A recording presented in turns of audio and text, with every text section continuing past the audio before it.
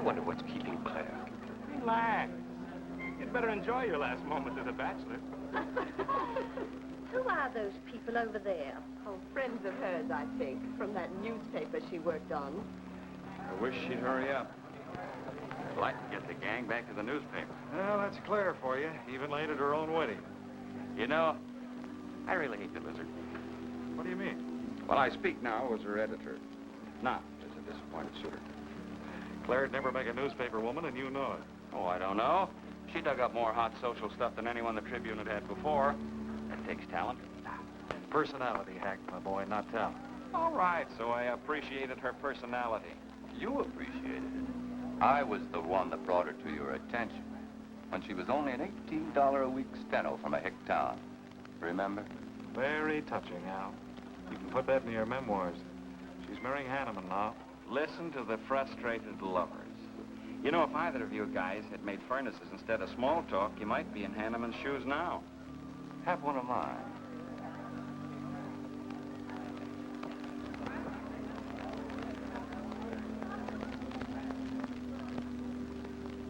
We do have memories, don't we, Les?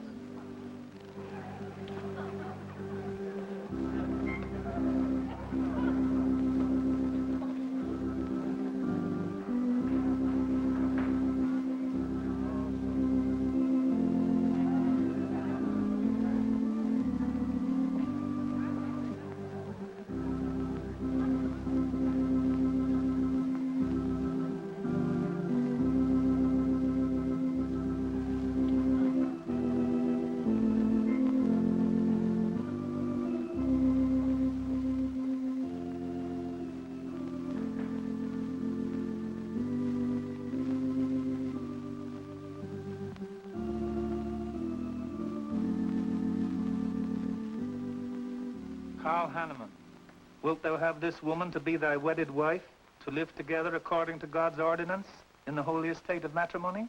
I will. Claire Cummings, wilt thou have this man to be thy wedded husband, to live together according to God's ordinance in the holy estate of matrimony? I will. I now pronounce you man and wife. You may kiss the bride.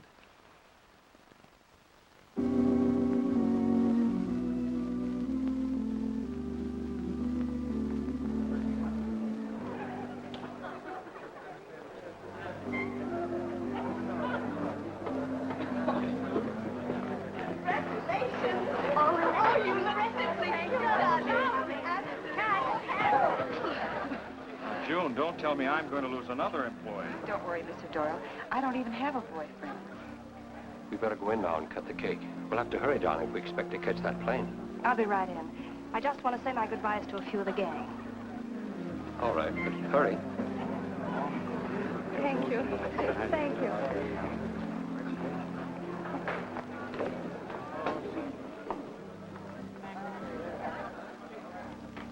Guess who? Why did you come out here? Because I love you. Because you love me. Claire, you're crazy. Don't you know what those words meant in there? Let no man put asunder. No one can put us asunder less, you and me. Oh, I never could figure you out. Except that, well, you make everything add up to spell Claire, don't you? Now, darling. You're even getting a sadistic kick out of having me at your wedding, me and the others. But there are no others. Only you. I'll think about you on my honeymoon. I'll write you. Miss me less. I know you both will be very happy. I beg your pardon. Thank you. I'm ready with my cameras, Mr. Hanneman. I've been looking for Mrs. Hanneman. You haven't seen her, have you? I believe you'll find her on the terrace.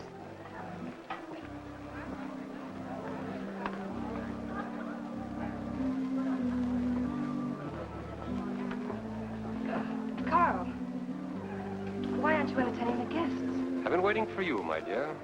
I was detained. On the terrace? Don't you think you were being a little affectionate for a newly married woman? Darling, you're a great big old suspicious bear. That was only Les Burns. And? It was nothing. Just a friendly goodbye kiss. Les did so much to help me with my newspaper career. Why, he's like a brother. You're the only man for me, darling. Ever. They're waiting for us. Shall we cut the cake?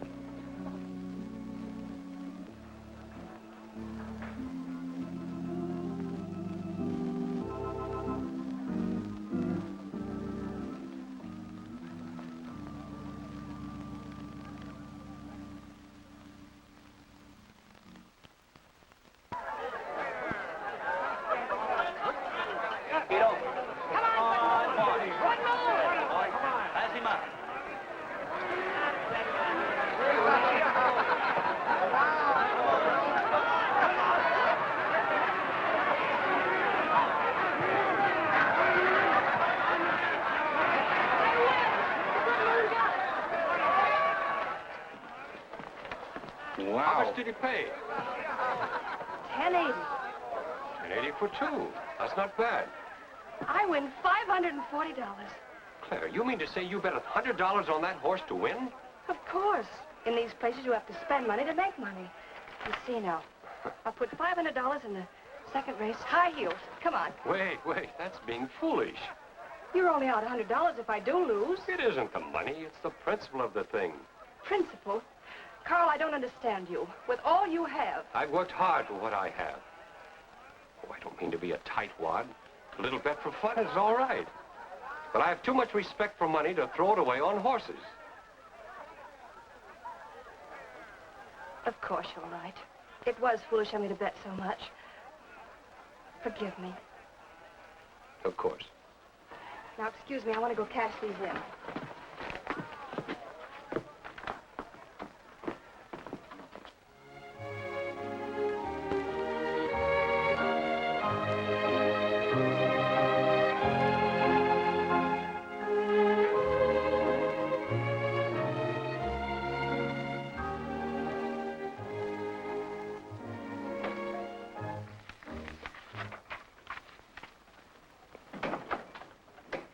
Hello, darling. Miss me? Back so soon, Oh, Carl. I went to the barber shop. Who are you writing to? June Taylor. You remember. Les Burns' secretary. She was at our wedding. Do you want to read some of the awful things I said about you?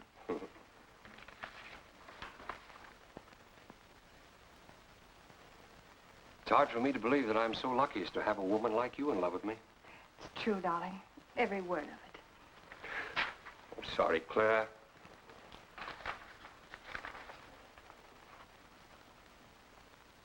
My darling Les.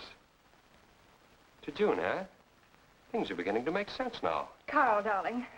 So that was a goodbye kiss you gave Les Burns. Well, Well, what do you want me to say? nothing. There's nothing you can say, I guess. I'm only glad I found out about it now. Carl, what are you going to do? I'm going back to San Francisco. We're through.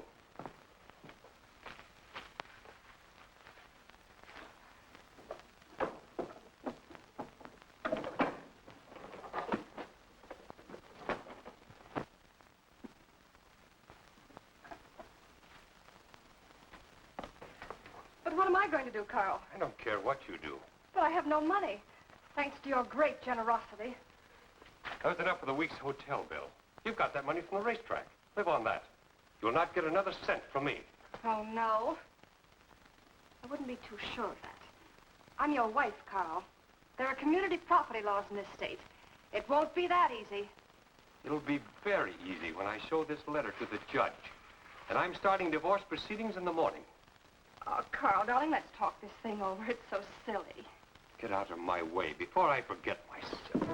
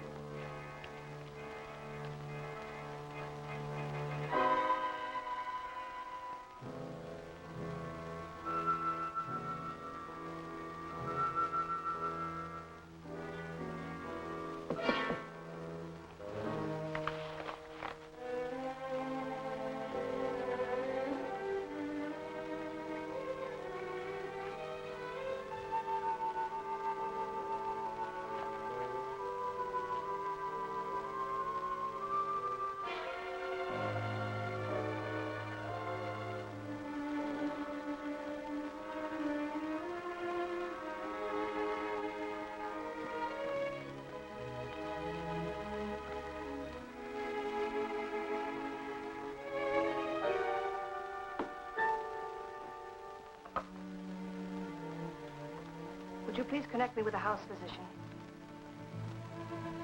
Hello, Dr. Hastings? This is Mrs. Carl Hanneman, Bungalow 9. Could you please leave a prescription for some sleeping tablets for me at the drugstore? I'll be needing them right away. I'm turning in early. No, that won't be necessary. I'm going out for a bite to eat, and I'll pick them up later. Thank you.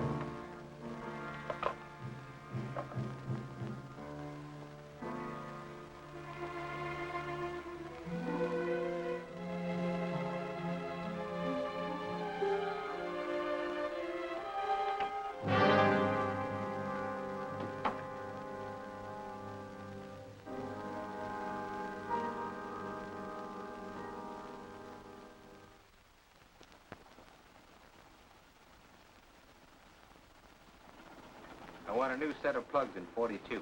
Okay, Blackie.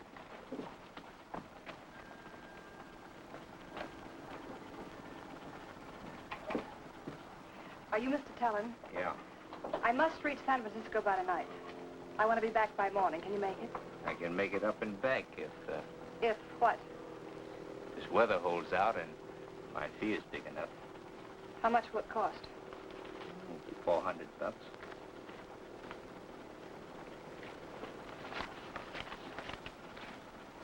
Why 5? I said 4. I know you said 4. I never made this trip. You never saw me. Understand? Sure. I don't even want to know your name. I'm glad we understand each other. Perfectly. Now, if you wait over there, we'll be ready to leave in a few minutes. Hey, Jack, roll out 41 and let's warm it up. Right.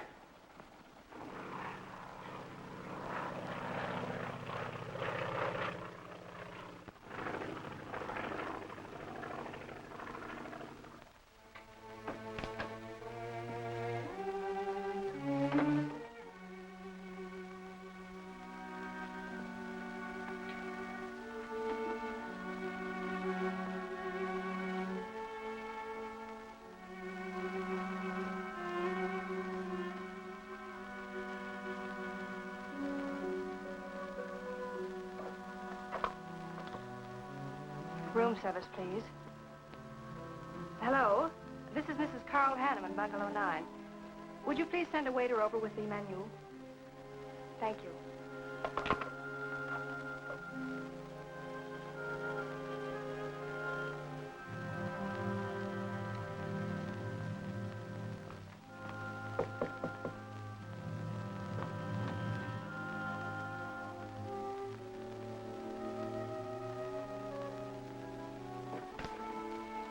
Good morning, Mrs. Hanneman. Good morning, Victor. Let me see, I think I'll take some orange juice and toast, coffee.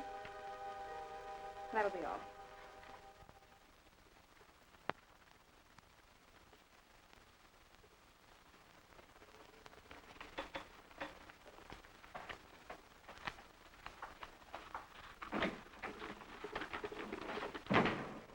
How was the ball game? That was no ball game. It was a track meet. 12-0. This all the mail today? Yes. By the way, I meant to ask you sooner, but I'm going to have a little dinner party tonight for a couple I know. You're invited if you're not doing anything. Well, sure. What's the occasion? They're going to be married soon. They're awfully nice kids. Married. And the trouble will really start. Mr. Burns' office. Long distance calling. It's Mrs. Hanneman. Hello, Claire. Hello, Les. I'm so glad I caught you at the office. How's the honeymoon? It was interrupted. Carl had to go back east yesterday. Business, he said. He wanted me to stay over, wait for him here. But I'm not. I'm coming back to San Francisco tonight. You think that's sensible? Of course not. But I'll see you again. Look, I want you to arrange a plane ticket for me. Reservations are so hard to get at this end, it'll be easy for you. All right, Claire. I'll take care of it tomorrow. Tomorrow won't do. I'm coming home tonight. Okay, I'll wire you back on the time. I know you would help me. Be sure and meet me at the airport. I can hardly wait to see you. Goodbye, Les. Goodbye, Claire. June, get a hold of Hack Doyle. Have him get me a reservation on the 8 o'clock plane out of Los Angeles tonight. It's for Mrs. Hanneman. Are you planning to meet her? Yeah. Oh, I guess I'll have to cancel our dinner party tonight. It doesn't matter. Apparently Claire can get anything she wants out of anybody at any time. Can't she?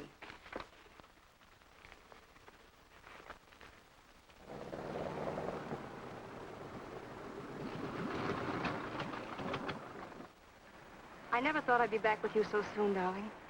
It's wonderful. It's crazy. Then why did you meet me? I don't know. I do. Because you still love me, don't you, Les? I'll get over it. I hope Carl stays in New York for a long, long time. That seems a bit odd. He didn't arrange his business affairs so they wouldn't interfere with his honeymoon. Yes, I thought so, too. You certain you and Hanneman didn't have some trouble? What kind of trouble could we possibly have had? Quarrel of some kind? Perhaps over us? Now, wouldn't that be ridiculous? Giving him some reason to doubt me just so soon after we're married? What do you think you're doing now? You don't feel sorry for Carl, do you? No. No, I don't. But I should. Look, let's forget all about him. For a few days, anyway. Take me home, I'll change, and you can take me out to supper.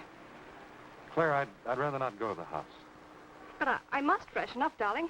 I really must. You want me to be beautiful, don't you? Just for you? You are beautiful. See? There's nobody home.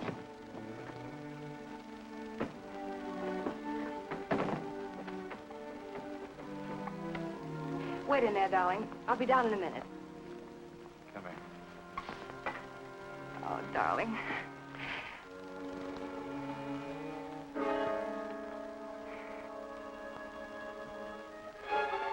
Les, what is it? Stay here.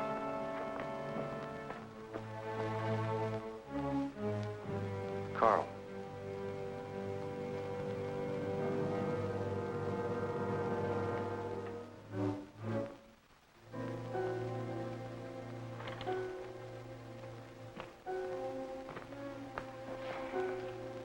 Suicide. But why? Oh, poor Carl. Claire, I thought you said he'd gone to New York. That's what he told me. I don't understand it. Why should he do such a terrible thing? You probably know as much about that as anyone.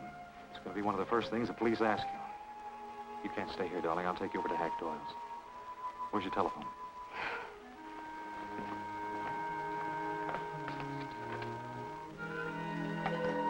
Police headquarters, please.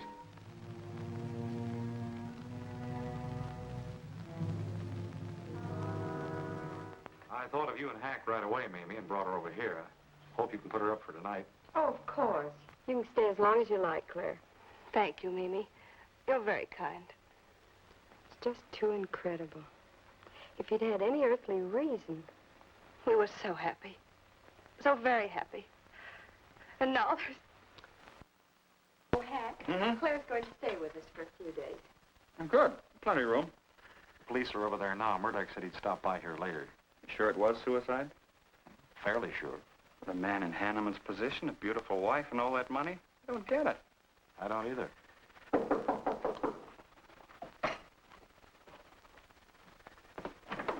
Oh, hello, Bill. Come on. How are you, Hank? Hello, Claire. Hello, Bill. Sorry this had to happen to you. Sit down, Captain. How about a cup of coffee? Thanks, Miss Doyle. I won't annoy you for long, Claire. Just a few questions, routine. You know how it is. Of course. Les gave me most of the details over the phone. Your husband, by the way, has been dead for nearly 24 hours. How did it happen that Burns met you at the airport? He didn't happen to. I phoned him from Los Angeles. How come? Well, I was arriving late and alone. I knew Les would pick me up. Do you have any theory as to why your husband came to San Francisco after telling you he was going to New York? No. I didn't know anything about the business. The gun, of course, was Hanneman's. We checked the serial number. Funny there are no powder burns on the coat.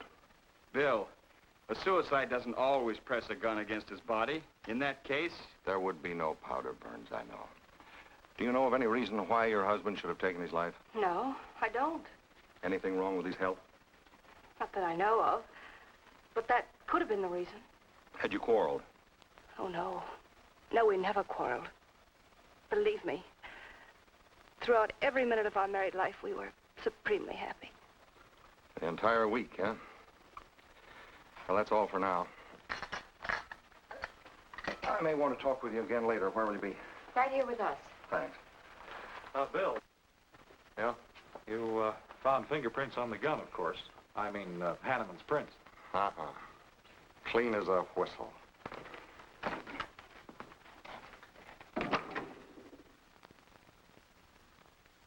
Mr. Burns, that's the position you and Mrs. Hanneman found her husband? That's right.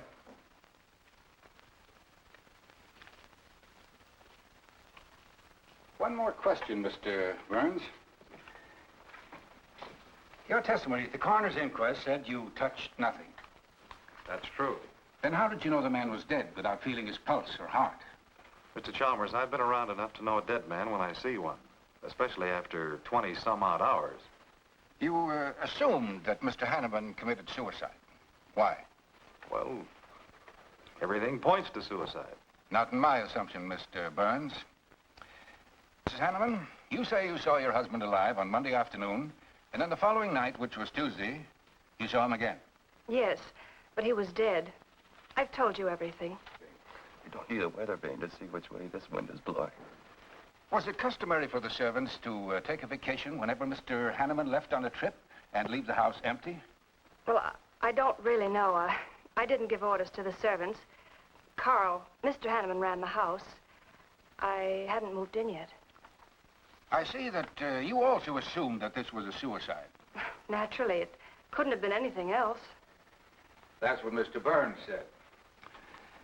According to the Police Scientific Detection Laboratory, the pistol found near the body was the one used in the death of your husband.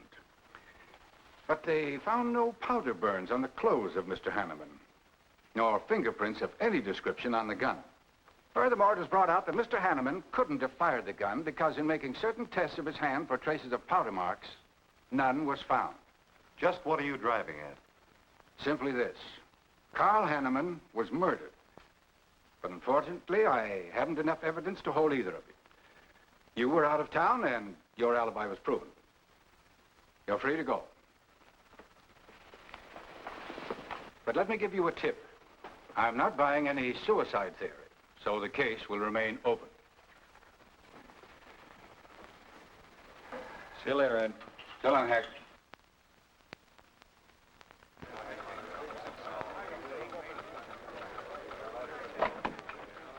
Good morning, Les. Just the guy I want to see. Yeah, about what? Oh, I've been assigned to do the follow-up on the Hanneman case. Oh, how'd you draw that? Oh, I asked for it. Be a dull job because there isn't going to be any follow-up. Just an ordinary suicide. Are you kidding? I never smelled an odor of fish so strong in my life. No fingerprints on the gun, and you call it suicide. So what? What makes you so sure? Can you give me a good reason for Hanneman killing himself? No, I can't. Perhaps he thought he had a good reason. And perhaps he didn't. So meanwhile, if I can dig up a plausible motive... Who asked you to dig up a motive, plausible or otherwise? I said, if I can dig up a motive, I'm willing to accept suicide. But if I can't, then it'll have to be murder. Still carrying the torch for Claire, Hyle? Not anymore. But somebody sure fixed it in a hurry for you to get Claire again. That's a nasty crack. So meanwhile, chum, walk a straight line. Or you'll have people thinking you took a shot at Hanneman. You got a lot of work to do, Al. You're so right, boss.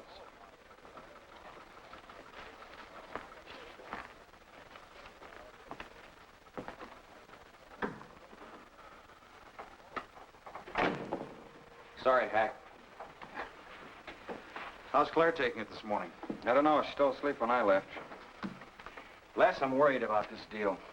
Police aren't buying any suicide theory. Is that why you put Herrick on the story? Maybe. He might dig up a suicide motive. What's your slant?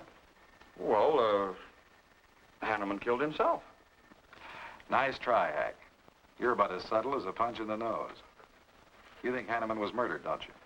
Maybe I'm protecting someone. It's possible. But I'd like to protect someone if it isn't suicide. Like who? Like you. Who had a better reason? Hanneman's death meant that you'd get Claire back and the $1,000,000-odd bucks. That makes sense to a lot of imaginative characters around this town. I don't believe it for 1 second. But I still think it's safer to sell the suicide theory if Harry can dig it up.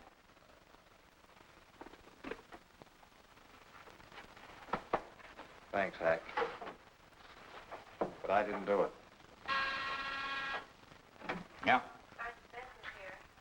Send him in. Was Claire on the job? Hello, Batson. What's on your mind? The DA would like to see you gents in the morning. Says it's important. About 10 o'clock. What's he want us for? Don't you know? Mrs. Hanneman's already got her invitation. See you tomorrow.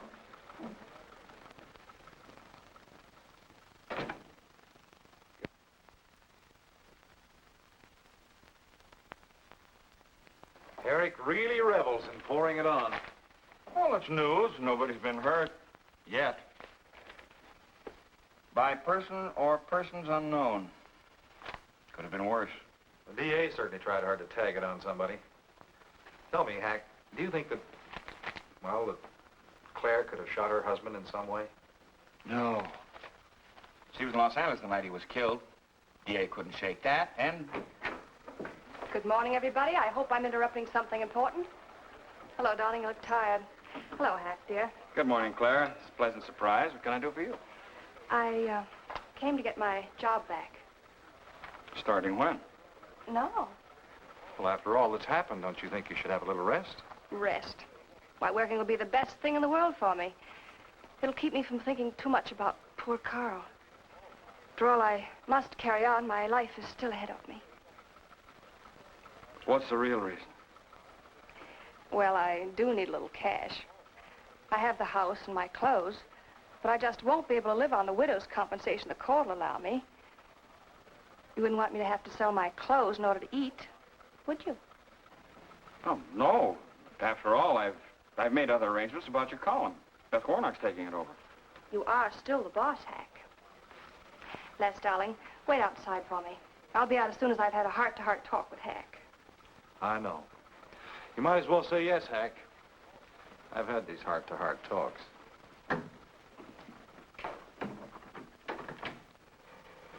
You will let me stay, won't you, Hack?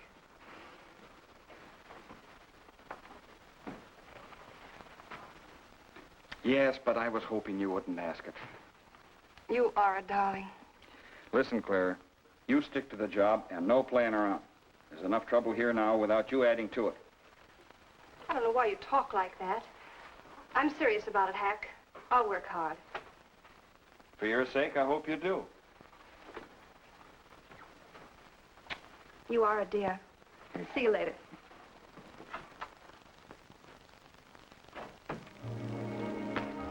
Well, see you later, Al. All right. Hope you're your friends. Yeah, old friends.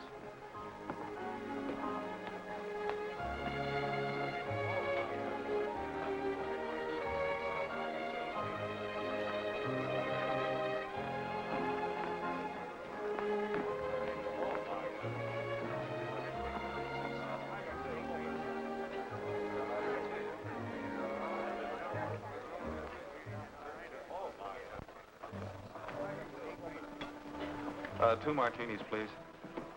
Chicken salad? Fine. Chicken salad for two. And coffee. Les, do you know a good lawyer? Yeah, why? Well, I need one to handle Carl's estate. What's the matter with Hanneman's regular lawyer? Ah, he's an old fuddy-duddy. I want someone whom I can trust to take care of my interests. Well, you might try Lawrence Carson. He specializes in probate work. Carson? Good. I'll call him tomorrow.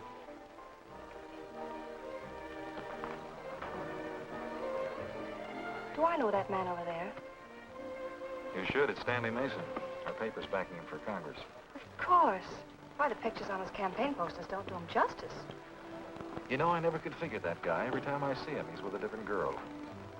So? Oh, we'll have 4 Manhattans. Make them half French and half Italian vermouth. We'll order later. I'll look after them personally, Mr. Mason. Thank you. Stanley. Isn't that Hanneman woman over there? Yes, she's very attractive, isn't she? Well, if she likes the type. Why wouldn't he be a good man to handle the estate? No. He's too tied up with his election campaign. What are his chances, Les? I'm going to Washington. Pretty good. Why? That makes him important. I've got to have someone with influence. He looks like the kind of a man who could get things done quickly. Capable enough, I suppose. Probably make a good representative. Personally, I just don't go for him. I want you to introduce me to him. You can do better. Oh, darling, don't be stubborn. I want to meet him. When you want something, you want it right now, don't you? You know what I really want, Les. I know. A fine old name like Hanneman, carload of dollars, social position, the tops. You're forgetting the most important thing. Am I? You see, that's just the frame. You're the picture in that frame. What's that about a frame? Sergeant Benson, won't you join us? No, but Burns here can join me. Been looking all over for you. The captain wants to have a little chat. Now. What is this, a pinch? No, just an interview. It won't take long. It's too bad you couldn't have found me at 10 o'clock this morning. I was in a dentist's chair. I'm sorry, Claire. It's all right, darling. I'll wait for you here.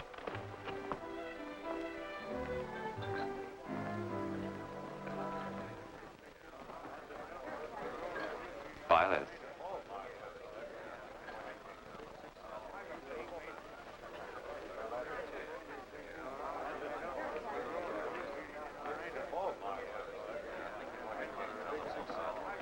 Hello, Al. Don't tell me they finally grabbed Les for murder. Wouldn't you like to hear me say yes? Yes. Well, don't stop the presses. Yet. You're the most composed dame I ever saw. I don't believe you give a hoot whether this case ever gets solved. Oh, but of course I do. Really. Say, Al, how well do you know Stanley Mason? Quite well. I've planted some of his propaganda. You can do me a favor. A big favor. I want to meet him. Might be a good idea. I remember I once introduced you to a fellow by the name of Les Burns. Promptly lost you. Excuse me.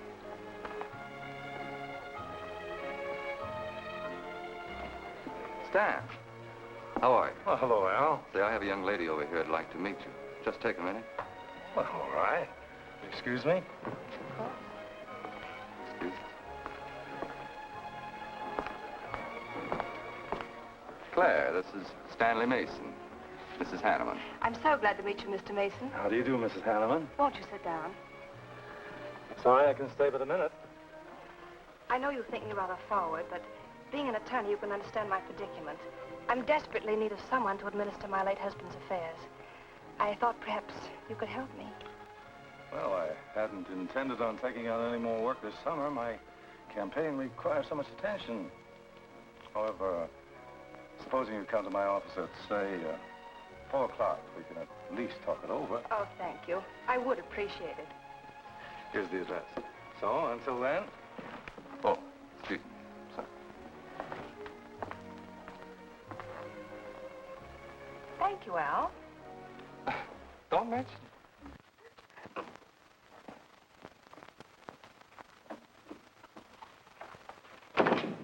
I found him, Cap. Right where I expected. With the grief-stricken widow. Only if she's grief-stricken... Skip it. Bless my boy. Have a seat. Last time it was hello, Burns. Today it's Les, my boy. What do you want? You know, I just wanted to chin a bit, will you? Oh? I didn't know I was that interesting. You live out in the Hanneman neighborhood, don't you? No, and you know it. But you go out to that neighborhood quite often, don't you? Yeah, so what? To visit friends. Oh, sure, that's right. There's Hack Doyle and his wife, June Taylor. Say, there's a clever little girl, huh?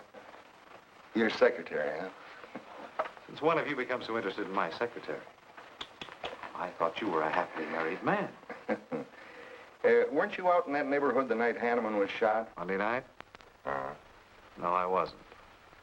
I played gin rummy with the boys in the press room. Went home to bed about 10 o'clock. He read the testimony, did the checking. Come on, Murdoch, what's on your so-called mind? Funny, we can't find any record of where you were between 10 o'clock and 8 the next morning when you had breakfast at Drake's coffee shop. Nobody saw you around your apartment house. Nothing so strange about that. People in my neighborhood mind their own business. I spent the night sleeping. You got an edgy temper today, Les. Aren't worried about anything, are you? I'm annoyed. Until you and the DA get this thing settled, nobody will get any rest. We may have the answer quicker than you think. The police expect to apprehend the criminal within 24 hours. Shall I quote that? You can write out the gags, Burns. You've been crazy about Claire for a long time, haven't you? That's right. You thought she was going to marry you. Then she married Hanneman. That must have been quite a jolt. I won't deny that either. So you must have been pretty sore at Hanneman for beating your time. All right, I suppose I was.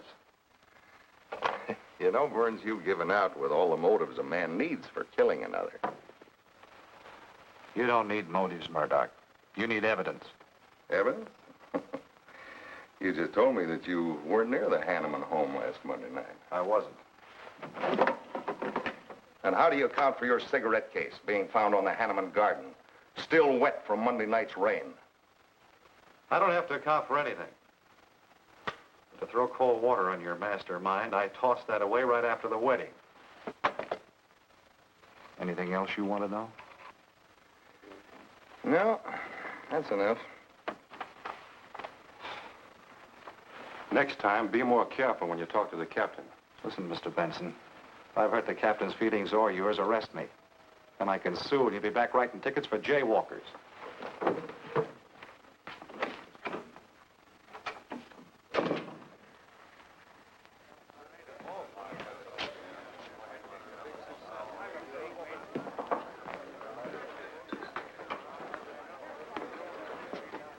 You rent that stool by the month? Well, Lester. Where's Claire? Oh, Claire isn't here. She had an appointment. Did she go back to the paper? No, about this time, she should be walking into the inner sanctum of that courageous and fearless champion of the people's rights. That distinguished candidate for the Congress of these United States. Mr. Stanley Mason. You sound like you're on Stanley's payroll. I introduced them. You seem to have a talent for that sort of thing. Thank you. I believe that's all the information I need, Mrs. Hanneman. I can't possibly find words to express my gratitude in your consenting to help me. Oh, believe me, it's a pleasure. A little pressure in the right places should settle the matter quickly for you. Thank you again, and good luck in the elections. Oh, thank you. I suppose you'll be leaving for Washington immediately if you do win. Yes, if I win. You will. I know you will. Well, I really must be going. Oh, can't I drop you off somewhere? I'm sorry. Not this evening. Mr. Burns is taking me home. He's the gentleman you saw me with today. I'll call you tomorrow. Perhaps we can have dinner and talk some more about your problems. Splendid. Goodbye.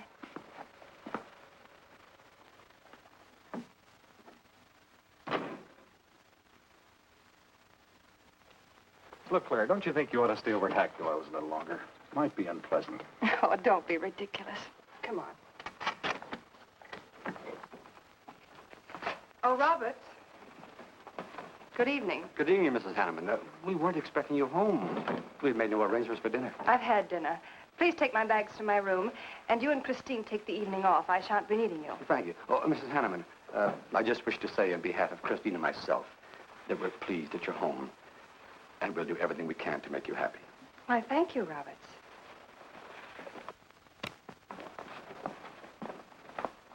Well, come in, darling. You aren't afraid of Carl's ghost, are you?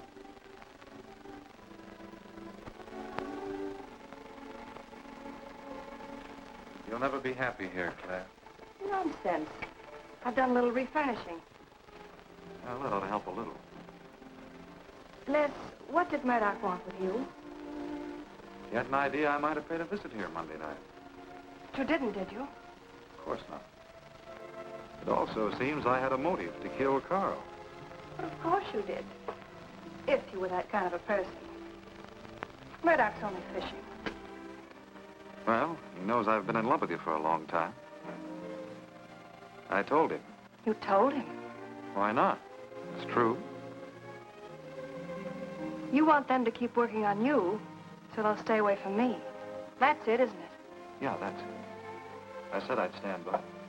And you have. And I love you the more for it. You know I do love you, don't you, darling? I think you do, Claire. In a peculiar, mixed-up sort of way. I never should have married Carl. I didn't really love him, but he offered so much. Things I never had. But that's all over now. No, it's not all. It won't be until they find his murder. They will. And there'll be nothing to keep us apart again. Ever. Claire, if I could only sell myself on that. You've got to, Les. You've got to.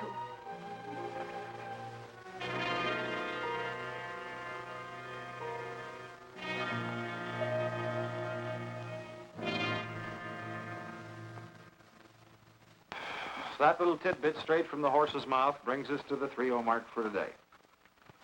See you around about this time tomorrow. Les Burns. You're pretty sharp today. That's the best column you've done in 2 weeks. Thanks. You say so, it must be all right. Hi, pal. Hello, Harry. Hear about your girlfriend? They dragged her in this day, Anna. Murdoch and the DA gave her quite a going over. No use charging to the rescue, Les. Stanley Mason already beat you to it. What do they want with her, Al? Well, it seems they had a hunch Claire made a fast round trip into town the night her hubby joined his ancestors. Seems they thought her alibi about being in L.A. the whole time was the bunk. Oh, that's ridiculous. Oh, is it? Well, you'd know more about it than anyone. Jones, put that through, please.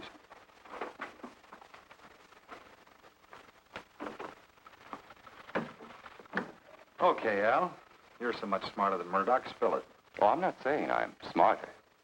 But I do know Claire better than he does. And I know you. Meaning what? Claire never lost any interest in you before, during, or after her marriage. And that doesn't prove it happened.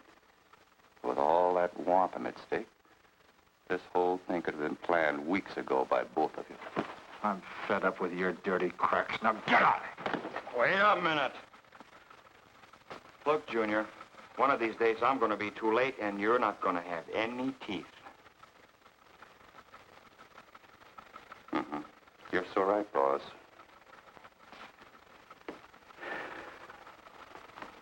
What's wrong, Les? Nothing, forget it. That's the way you want it? If anybody wants me, I've gone for the day. Have one for me, too.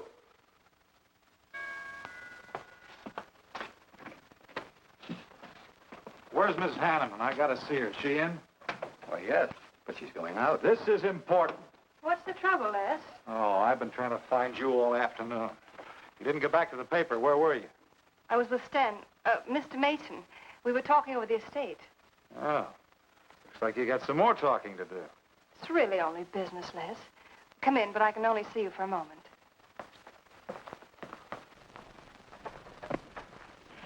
You've taken on quite a package tonight, haven't you, Les? Oh, I've had a few drinks. Sitting over at Renard's. Been thinking things. Crazy things. About me? Yes, you. Murdoch and the DA asking you all those questions. It's nothing to be disturbed about. I'm not so sure. Why do you say that? Were you in this room Monday night? What? Why, you know I wasn't. I don't know anything. But I wouldn't lie to you. Have I ever, Les? Claire, there's only 2 people could have profited by Hanneman's death. I'm one of them. You're the other. Why, how dare you come in here accusing me? You only married Hanneman for this. You've admitted it a dozen times. But I didn't kill him. How can you even think it? I didn't kill him. I didn't say you did. But if you know anything, you've got to tell me. Were you in this room Monday night? No. You might have come in, seen someone. I've got to know. Stop shaking me. Then tell me the truth. Let go of me. I thought you were going to stand by me. Why, you're drunk. I'm only trying to help you and me. Ha! Help me. You're accusing me of murder. How do I know you didn't kill him? You were in town. Claire. I've as much right to accuse as you have. But I'm not accusing you. Get out of this house. I once said I couldn't figure you out. I can now. You're not a normal woman. You're not warm. You're cold, like ice. Yeah, like ice. Blonde ice. Get out of here.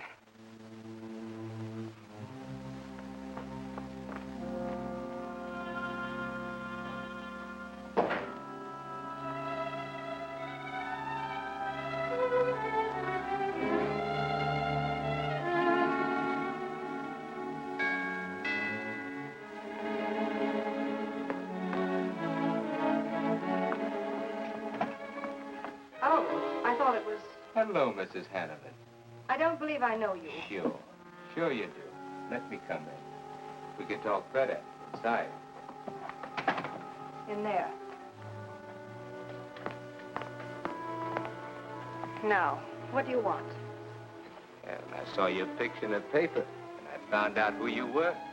I figured we could make a deal. Deal? I was going to call on you last night, but you had company, and I had to see you alone. What kind of a deal? Seems that plane ride last Monday night returned big dividends. I paid you to forget me. I thought I could trust you. Sure. Sure you can trust me. But it's hard to forget murder for any $100. Why, you dirty double... I don't like that word. All right, we'll forget what happened to Hanneman. I'll go along with you on that suicide story. That is providing there's a little consideration of, let's say, 50 grand. $50,000? Why, I don't have that kind of money. This estate's in probate. I won't receive a thing for months. I can wait. But in the meantime, I'll take this. I know a little man who'll lend me money on it. All right. All right. Just don't come near this house again. But I will keep in touch with you. Quick, out the terrace door. And don't forget, Mrs. Hanneman, I'm not kidding about that 50G.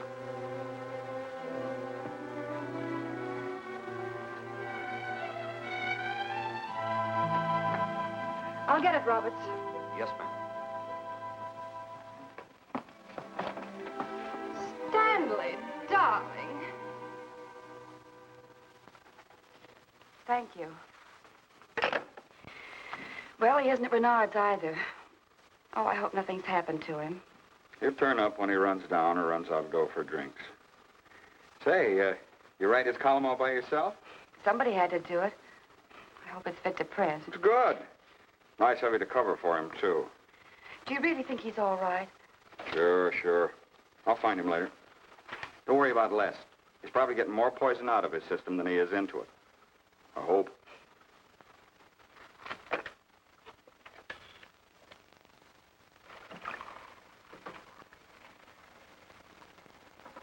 Oh.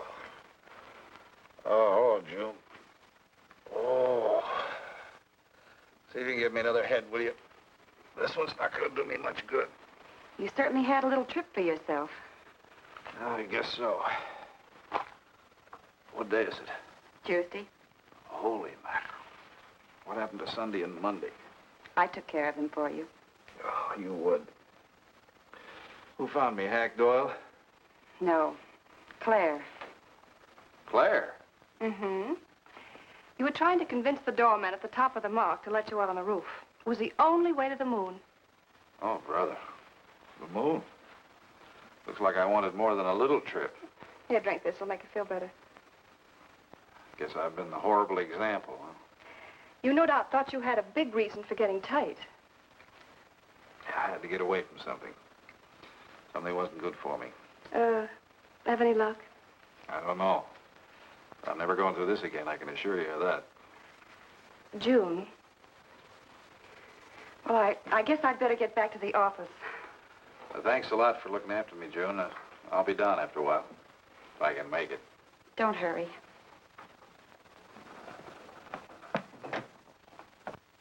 Les, I wonder which hangover you'll recover from first.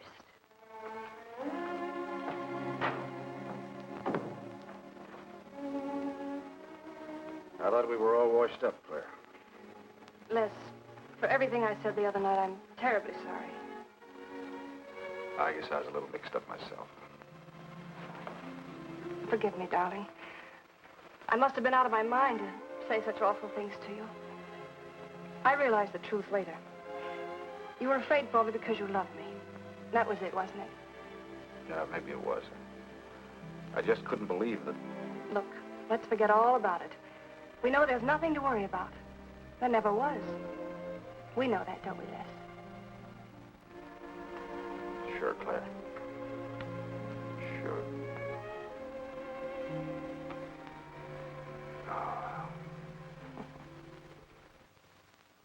Here's to our new congressman.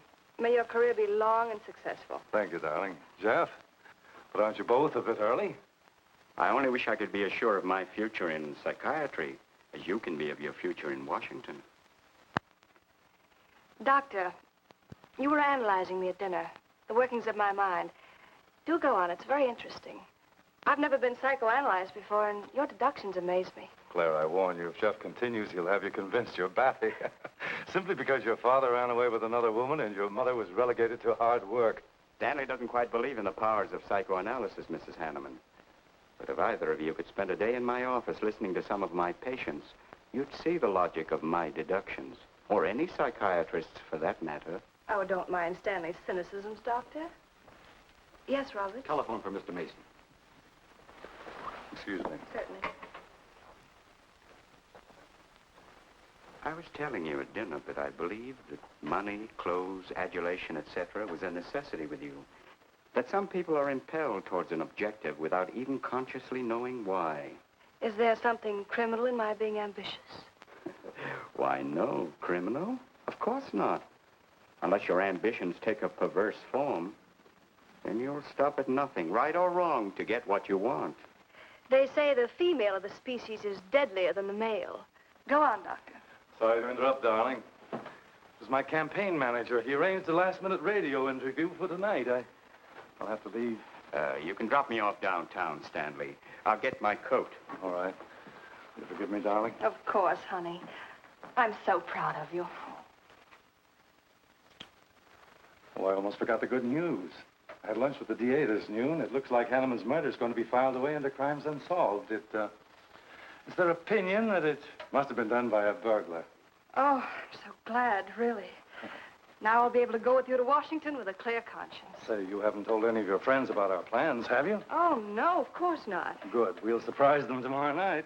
Yes, we certainly will. Ready? Yes, thank you.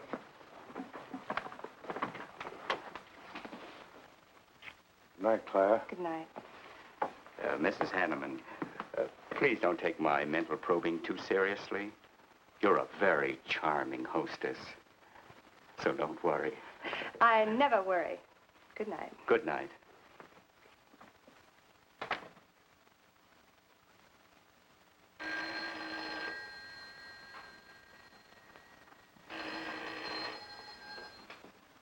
Hello?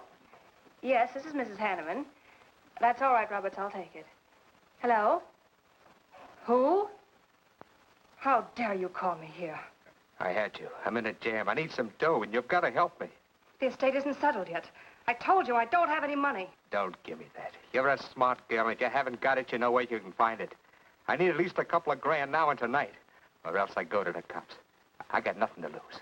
I have about $700 cash in my jewelry. All right, bring it along. Meet me at the end of the Old Valley Road. Be there in 20 minutes.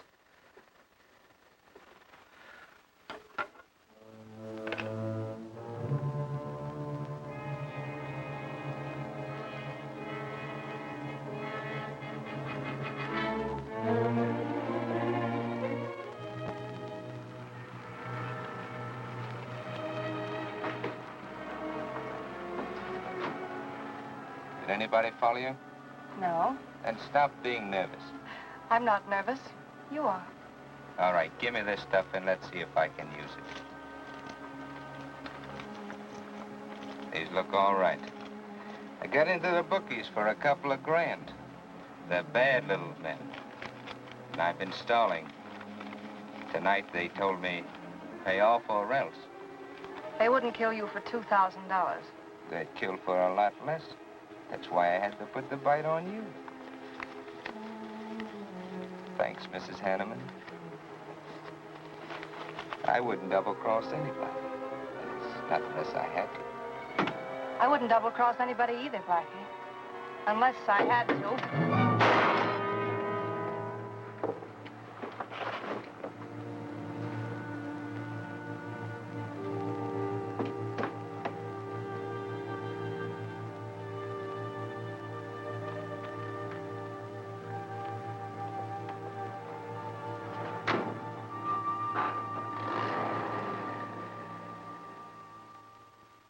The first returns have been received from the 12th precinct.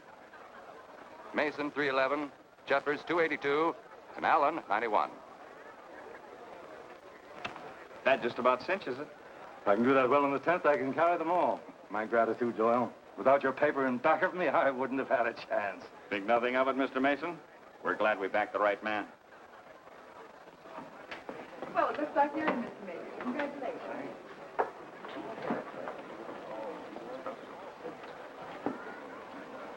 Seen Les and Claire yet tonight? No, I guess she's waiting to make her grand entrance. It's about 100 times you've asked for them, huh? What gives? Nothing.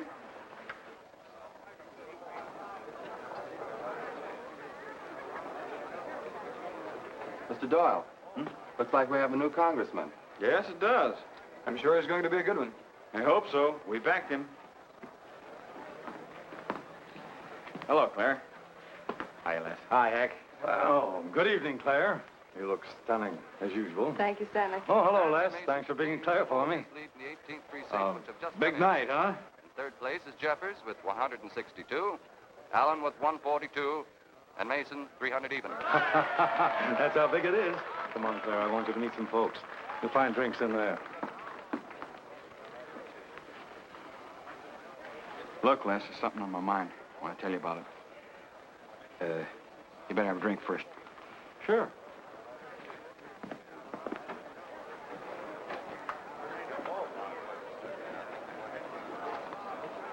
Hi, folks. How's the brawl? Well, at least the liquor's good. Well, Junie, aren't you a pretty thing tonight? Well, it's about time you noticed me. The trouble with you men is you always have ink in your eyes down at the office. Have a fresh one? No, thank you. This will do. Les. I'll talk to you for a minute. Excuse us. What gives? Did you come with Claire tonight?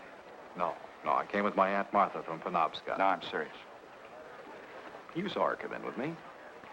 You better get her out of your system, but right now. What are you talking about? Things are fine with us now. She couldn't be sweeter. You should have seen her earlier, helping me get things ready for that little party up at my place tonight. How about a speech, Mr. Mason? We haven't had one. Come on, Stanley. Yeah, give us a speech. That's all I need. Now, wait a minute. Speech, all right. If you want a speech, you shall have it. Ladies and gentlemen, I want to introduce to you a very lovely young woman, better known to you as Claire Cummings. I am happy to announce that she's bestowed upon me the great honor of consenting to become my wife. This is a dirty, low-down trick, but I'm glad it's happened. Someday I'll tell you why.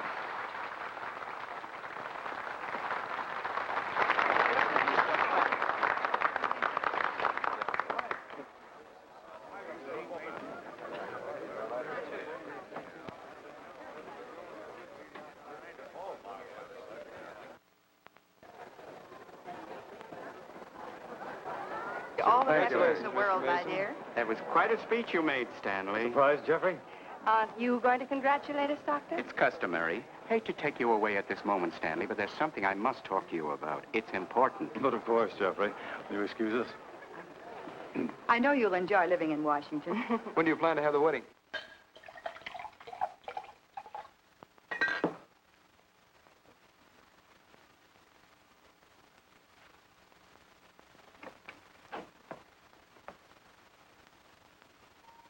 look at me like that, darling. And what are you doing here? I wanted to see you alone. Sure, not a husband in sight. Dead or alive. I didn't have a chance to explain. No one can put us asunder, Les. You and me. It was more effective last time with wedding music, remember? Oh, you're cruel. I didn't mean to hurt you, and you are hurt, aren't you? That's how much you bother me now. Not a quiver. What about your heart? Claire Cummings, Hanneman, Mason. If this keeps up, you won't be able to get your initials on your silverware. I can't help it, Les. I do love you, but you could never give me the things I must have. Money, importance. With me, they're a necessity. Oh, stop it, Claire. You're like a poison. Take a little bit and you're finished. But too much becomes an antidote. All right, darling. But if we've really come to the end...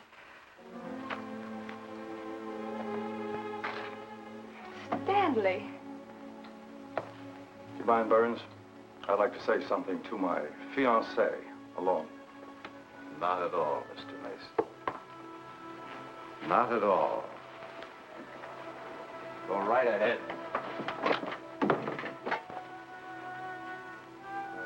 The congratulations are hardly over before I find you in the arms of your old sweetheart. That was a stupid remark. I had to say something to him, didn't I? So you didn't tell him earlier. You said you were going to? Well, I couldn't find the words. Is that why you're angry? Oh, darling, let's not quarrel. We can do that after we're married. There isn't going to be any marriage. What are you saying? I'm afraid we've made a mistake. You can't mean that. What'll my friends think? I couldn't stand the humiliation. Oh, you'll get over it quickly enough, as quickly as you did your other marriage. Why are you talking this way? What did that phony doctor tell you? That's not important. We've made a mistake. Now, let's forget it, shall we? But you can't throw me over. I've looked forward. I've planned. You're taking me to Washington with you. Away from these people, these memories. I've got to go with you, Stanley. No, I'm sorry. It's final. You ought to see a doctor, Claire. A doctor like Jeff. I looked for you at the party after he talked to me. I merely wanted to ask you something. Doyle told me where I'd find you, but I didn't believe him either. But finding you here proves many things. You're not well, Claire. All right. I didn't mean to crack up. At least we could have a farewell drink together. No hard feelings, really. Why don't you fix some for us? I must say you're being regular about it.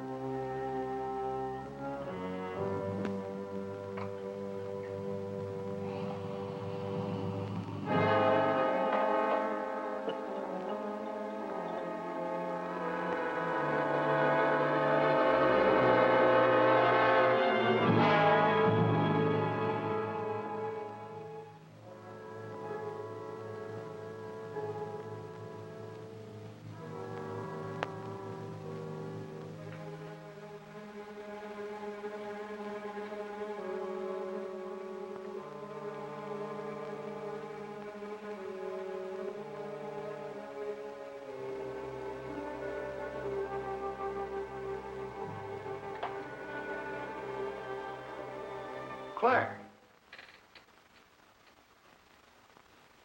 What have you done? I did nothing.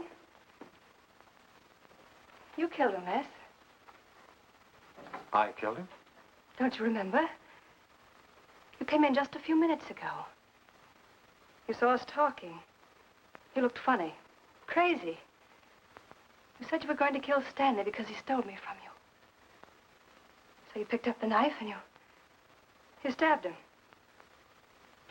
You're out of your mind. No, I'm not. You're insane. No. No, I saw you do it. You dropped the knife and you ran out the door. I tried to stop you. Came in just a few minutes later. Right now. You murdering little idiot. Les, don't! Mason, you won! Alan just conceded the election! You're going to... You're gonna go. You made it on its minute right there.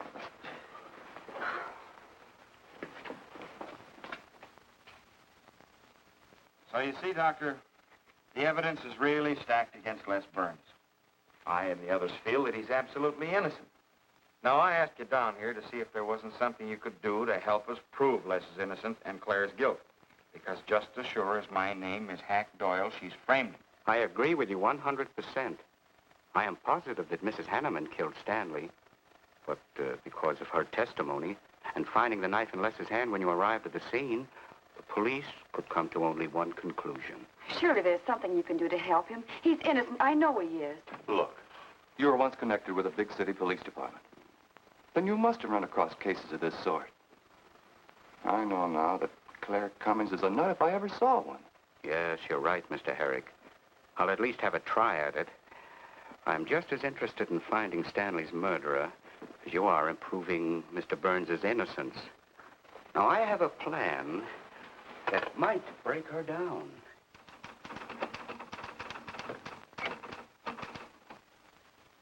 Well, good morning, Dr. Clippinger. To what do I owe the pleasure of this visit? It's no pleasure for me, Mrs. Hanneman, I assure you.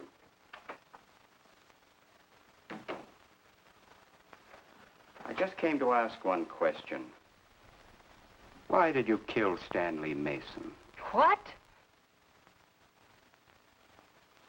How ridiculous you are, Doctor. Am I? You see, I had a talk with Stanley last night concerning your betrothal and advised him against it. It's safe to assume that when he came to tell you there wouldn't be any marriage, you killed him in a fit of anger and then concocted a story to implicate Mr. Burns. It's the most absurd accusation I ever heard. You seem to forget that Les Burns' fingerprints were found on the knife and that he was seen standing with it in his hand. The police have all the facts, Doctor. Not all of them. All they need to convict Les Burns. Do you mind if I finish my column? No. Why, no.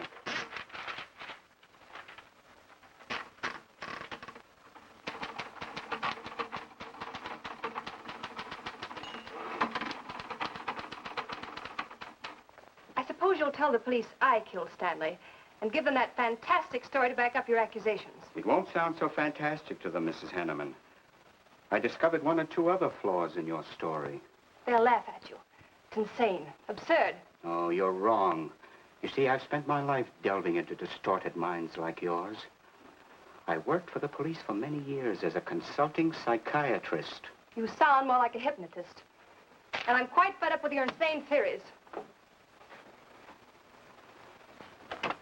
Now, Doctor, looking for something, Hack? Police are on their way. Police? What for?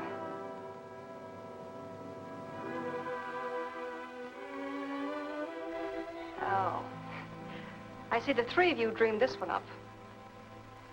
Well, as long as you're going to have me arrested, you might as well read my last column. Go ahead, read it, Hack. Read it out loud. I killed Stanley Mason. I killed Carl Hanneman. I killed Blackie Talon. You didn't know about Blackie, did you? You hid that story on page 5. Unsolved robbery and slaying. I killed Stanley Mason because he no longer wanted to marry me.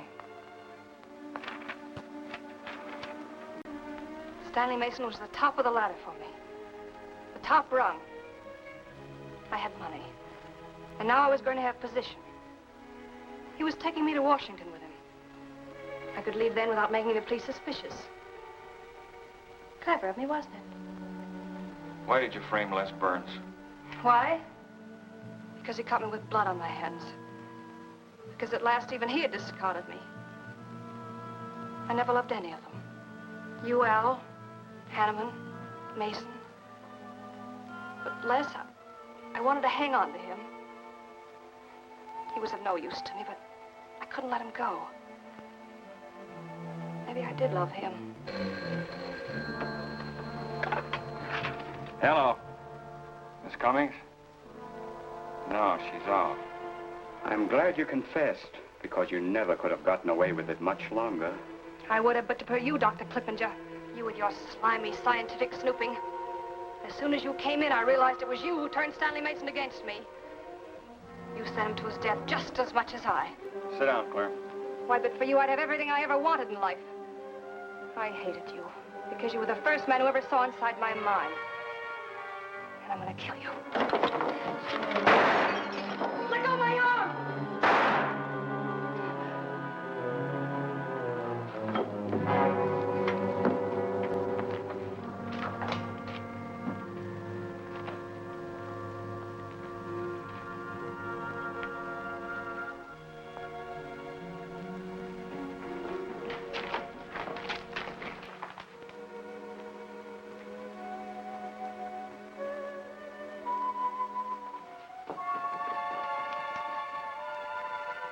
You were a little late, Murdoch. Well, it was probably better this way. I can scarcely believe it. A woman as beautiful as that. You didn't know her very well. None of us really knew her very well.